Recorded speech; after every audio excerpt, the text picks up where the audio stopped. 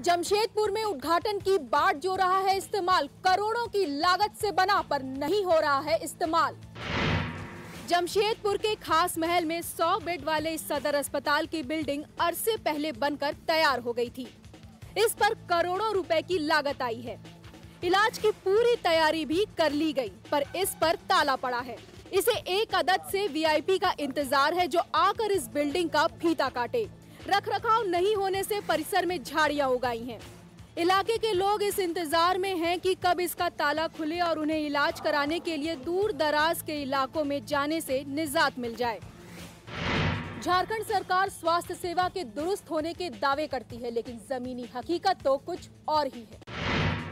कामयाबी की चोटी पर पहुंचे जमशेदपुर के युवक युवती, 2 महीने में दुनिया की सबसे ऊंची चोटी की फतह। ट्रेन का सब इंतजार कर रहे हैं। जैसे ही उतरे वैसे ही माला से लाद दिया। विनीता सोरेन और मेघलाल महतो एवरेस्ट फतह कर जमशेदपुर लौटे तो ढोल नगाड़ों से स्टेशन गूंजने लगा। दोनों की सफलता भी तो इतनी बड़ी है। एवरेस्ट फतह कर लेना आसान नहीं है, वो भी 2 महीने के अंदर। दोनों पर्वतारोहियों ने सूबे में ऐसे स्वागत के बारे में सोचा भी नहीं था। इससे उनको और आगे बढ़ने का हौसला मिला है। कामयाबी का शिखर चूमना आसान नहीं है। यहाँ तक भी वही पहुँच पाते हैं जिनके पास जुनून और हौसला होता है। अल्पसंख्यक आरक्षण पर केंद्र सरकार को तगड़ा झटका लगा है। सुप्रीम कोर्ट ने केंद्र की कोई दलील नहीं मानी और आंध्र प्रदेश हाईकोर्ट का फैसला ही बरकरार रखा है। सरकार ने ओबीसी के 27% कोटे में 4.5% अल्पसंख्यकों को सब कोटा दिया था, लेकिन आंध्र प्रदेश हाईकोर्ट से इस फैसले को खारिज कर दिया गया था। फैसले के खिलाफ सरकार सुप्रीम कोर्ट गई थी, जहां भी उसे मुंह की ही खानी पड़ी। कोर्ट ने साफ कहा कि पहली नजर में अल्पसंख्यक आरक्षण का फैसला संविधान के मुताबिक नहीं है। इस फैसले का पहला सीधा असर IIT पर दिखेगा, जिसकी करीब 325 सीटें अल्पसंख्यक आरक्षण के तहत दी गई है। अब ये सब सीटें ओबीसी छात्रों के खाते में जाएंगी।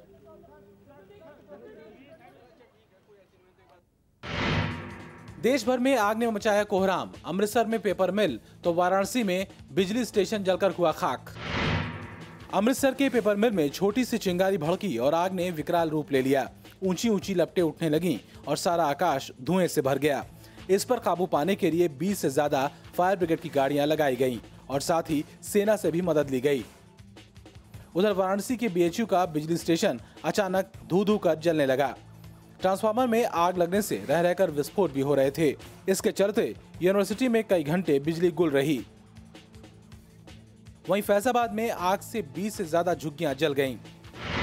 आग से करोड़ों की संपत्ति जलकर खाक हो गई, लेकिन गनीमत की बात यह रही कि इसमें कोई हताहत नहीं हुआ। यूरो कप फुटबॉल में ग्रुप ए के मुकाबले में चेक रिपब्लिक ने उलटफेर करते हुए 2004 के चैंपियन ग्रीस को हरा दिया। चेक टीम ने 2 गोल दागे, जबकि ग्रीस 1 गोल ही कर सकी। उधर इसी ग्रुप में रूस और पोलैंड का मैच 1-1 से ड्रॉ रहा। French open champion Maria Sharapova Olympic में रूस की फ्लैग बियरर होंगी। शरापोवा बीजिंग ओलंपिक में चोट की वजह से हिस्सा नहीं ले सकी थीं। उन्होंने पहली बार फ्रेंच ओपन जीतकर करियर का ग्रैंड स्लैम पूरा किया है। आईसीसी की ताज़ा रैंकिंग में टॉप 20 बल्लेबाजों में सिर्फ सचिन का नाम है, जबकि टॉप गेंदबाजों में जहीर खान और प्रज्ञान ओझा शामिल हैं। बल्लेबाजी में चंद्रपॉल पहले नंबर पर हैं। वेस्टइंडीज से सीरीज जीतने वाली इंग्लैंड नंबर 1 टेस्ट टीम है। यूरो कप में रूस और पोलैंड के मैच के बाद राजधानी वार्सा में प्रशंसक खून खराबे पर उतारू हो गए। 150 से ज्यादा उपद्रवियों को पुलिस ने हिरासत में लिया। दोनों देशों के बीच पुरानी दुश्मनी है। गनीमत रही कि मैच ड्रॉ रहा। सिलसिलेवार बम धमाकों से पूरा इराक दहल गया। राजधानी बगदाद सहित 6 जगहों पर धमाके हुए, जिनमें 60 से ज्यादा लोग मारे गए और कई दर्जन लोग घायल हो गए। मरने वालों में ज्यादातर शिया समुदाय के लोग थे। म्यांमार की लोकतंत्र समर्थक नेता आंग सान सू की ऐतिहासिक यूरोप दौरे के लिए रवाना हुई। सू की आखिरी बार 1988 में यूरोप गई थी।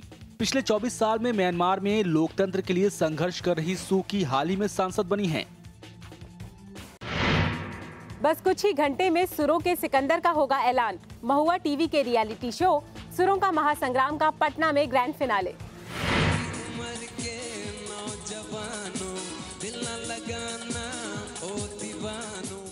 क्या जमशेदपुर का अरुण सुरों के महासंग्राम का मैदान मार लेगा?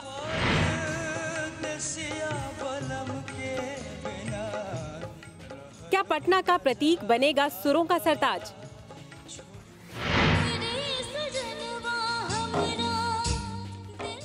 या फिर यूपी जौनपुर की कल्पना जीतेगी सुरों की जंग।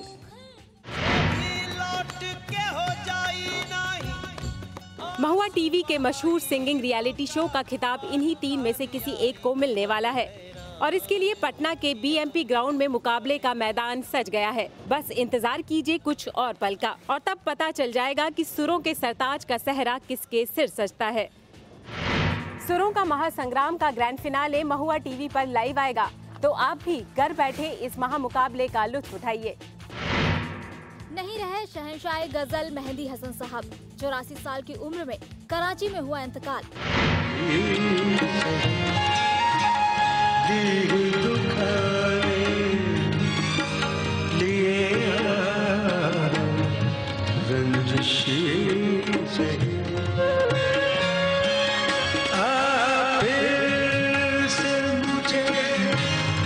छोड़ के जाने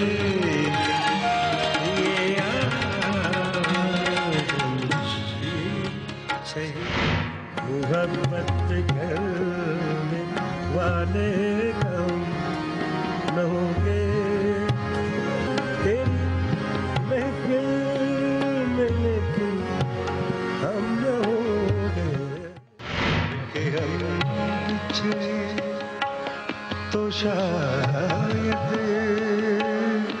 कभी ख्वाबों मिले